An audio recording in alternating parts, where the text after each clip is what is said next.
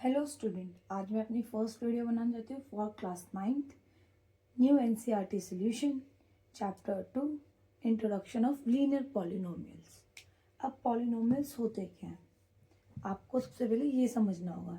तो linear polynomials होते हैं जब मैं किसी भी क्वेश्चन में इनको किस टर्म में दूँ, एक्स वाई जेड, जब मैं एक सिंगल वेरिएबल की बात करती हूँ, इसके ऊपर किसी पावर की बात नहीं करी। जैसे मैंने लिया फॉर एग्जाम्पल, मैंने यहाँ पर एग्जाम्पल लिख लेती हूँ कि let Ram have x pen. Ram के पास कितने पेन है? X. And his sister have y pens. तो आपसे पूछा है कि find the total number of pen they have.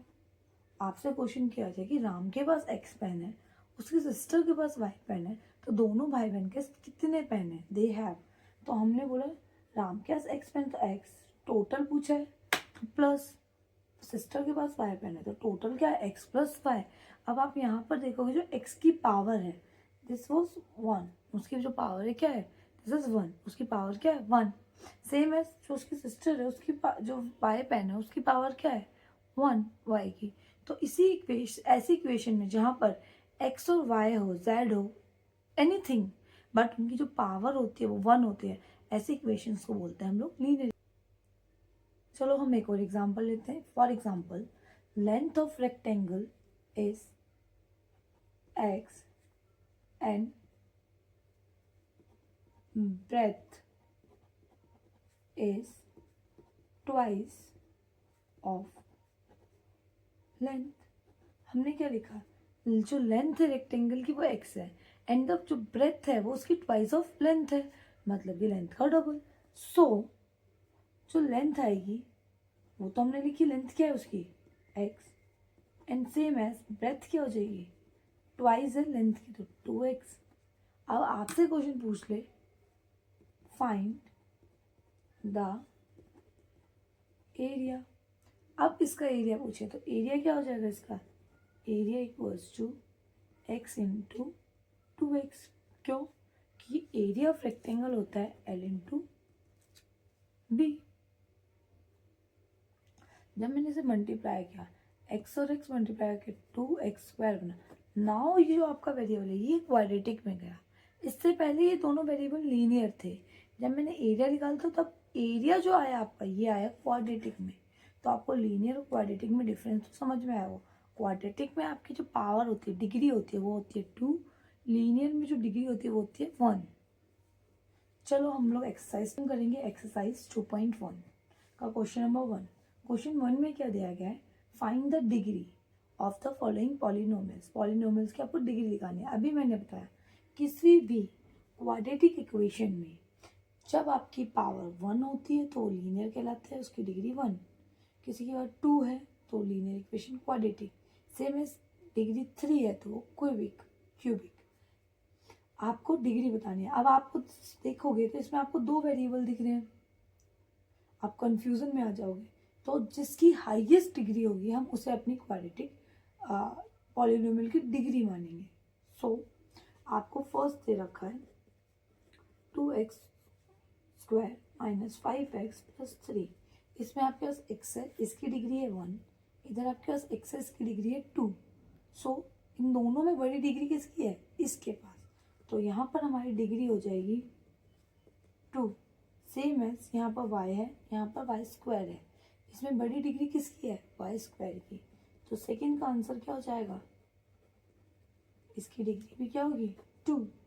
इधर आपका ना x है, ना y है, ना z है, एंड नथिंग यू हैव।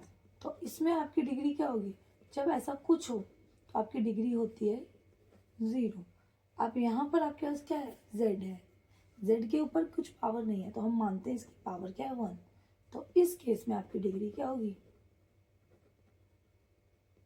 1। तो हमने सारे केस में अपनी डिग्री की। फर्स्ट में आई हमारी एक्स स्क्वायर की पावर 2 थी तो हमने डिग्री 2 लगाई। यहाँ पर वाई था, वाई स्क्वायर था, बट वाई स्क्वायर की पावर डिग्री 2 है तो हमने डिग्री 2 लगाई। यहाँ डिग्री ही नहीं थी तो डिग्री 0। यहाँ पर z था, z के ऊपर कुछ नहीं था तो हम मानते इसकी डिग्री क्या है 1, तो यहाँ हमने डिग्री लगाई 1। अब आपको क्वेश्चन दिया, right the polynomials of degree 1 2 3। आपको ऐसे 3 पॉलिनोमियल बनाने हैं खुद से एज्यूम करके, जिसमें डिग्री 1 हो, डिग्री 2 हो, डिग्री 3 हो। तो पहले हम लोग बनाते हैं डिग्री 1 के लिए। तो 1 के लिए हम क्या ले सकते हैं 2x + 3। इसमें x की जो डिग्री है वो क्या है 1। सेम है, अब बनाएंगे हम लोग डिग्री 2 के लिए। जब हमने डिग्री 2 के लिए बनाया तो अब हम क्या ले सकते हैं 2x² + 4x + 5। यहाँ पर आप देखोगे तो x की जो पावर है वो 2 है तो ये हमारी डिग्री 2 है। अब हमें डिग्री 3 चाहिए। डिग्री 3 मतलब एक इक्वेशन में क्यूबिक चाहिए। तो डिग्री 3 के लिए क्या लिख सकती हूँ x³ + 4x² - x + 6। ये आपकी क्या है क्यूबिक इक्वेशन। इसमें आपकी डिग्री 1 है, इसमें डिग्री 2 है, इसमें डिग्री 3 है। I hope you understand. चलो अब क्वेश्चन नंबर 3 करते हैं। क्वेश्चन नंबर 3 में हमें क्या पूछा गया है, what are the coefficients of x² and x³ in the polynomial. अब कोफिशिएंट क्या होते हैं, ये टर्म एक रह गई थी। कोफिशिएंट होते हैं जब भी आपके पास कोई भी पॉलिनोमियल मिलता है तो आपको दिया गया x², जो x² के साथ नंबर लिखा है वो आपका क्या होता है इसका कोफिशिएंट। देखिए जैसे हमें इक्वेशन दी है x की पावर 4 - 3x का क्यूब + 6x² - 2x + 7। ये हमें पॉलिनोमियल दिया गया है। हमें कोफिशिएंट पूछा है, कोफिशिएंट ऑफ x²। एक पूछा है कोफिशिएंट ऑफ x³। हमें 2 कोफिशिएंट पूछे गए। तो आप इस क्वेश्चन में देखिए, इस पॉलिनोमियल में यहाँ पर है आपका x² और x² के साथ क्या कौन सी टर्म लिखी हुई है, कौन सा नंबर लिखा हुआ है 6। इसके साइन के साथ देखना है, यहाँ 6 लिखा है और 6 के साथ कौन सा साइन है प्लस का, पॉजिटिव। तो x² का कोफिशिएंट होगा 6, सेम एज x³। x³ कहाँ लिखा है आपका, ये लिखा है। x³ के साथ कौन सी टर्म लिखी हुई है -3 है तो आपका इसका कोफिशिएंट क्या होगा -3। तो आपको कोफिशिएंट पूछा जाए, जब भी किसी क्वेश्चन में कोफिशिएंट पूछे तो कोफिशिएंट होता है उस आपके वेरिएबल के साथ लिखे हुआ नंबर। इस वेरिएबल x² के साथ लिखा था आपका 6, इधर आपका x³ के साथ लिखा था आपका -3। तो these are coefficient. Same as आपसे 4th क्वेश्चन पूछा गया है, what are the coefficient of z in the polynomial. तो पॉलिनोमियल दिया गया 4z³ + 5z² - 11। इसके आपसे क्या पूछेगा कोफिशिएंट, बट यहाँ तो z है ही नहीं तो you have to write there is no z, so the coefficient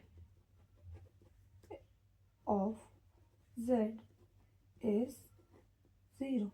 यहाँ पर z ही नहीं है, यहाँ पर z³ है तो हम z³ का कोफिशिएंट नहीं लिख सकते, हमसे z का कोफिशिएंट पूछा गया है। यहाँ z² है तो हम z² का भी लिख सकते, हमसे z का पूछा गया बट इस पॉलिनोमियल में z नहीं है, so that the coefficient of z is 0। अब लास्ट टर्म पूछा गया, what is the constant term in a polynomial. अब किसी भी पॉलिनोमियल में कांस्टेंट टर्म होती क्या है, तो पहली चीज ये थे आपके वेरिएबल और इनके साथ उनके कोफिशिएंट। कांस्टेंट टर्म होती है जिसके साथ कोई भी वेरिएबल यूज नहीं किया जाता। जैसे यहाँ x³ के साथ 9 है, यहाँ x² के साथ 5 है, यहाँ x के साथ -8 है, बट यहाँ 10 के साथ कोई वेरिएबल नहीं है। सो दैट इसमें कांस्टेंट टर्म क्या होगी, कांस्टेंट टर्म इज -10। इस क्वेश्चन में आपकी कांस्टेंट टर्म क्या होगी -10, जहाँ पर x y z किसी भी वेरिएबल का यूज़ नहीं किया जाता, एल्जेब्रिक एक्सप्रेशन का यूज़ नहीं किया जाता, वो आपकी कांस्टेंट टर्म होती है। I hope you like it.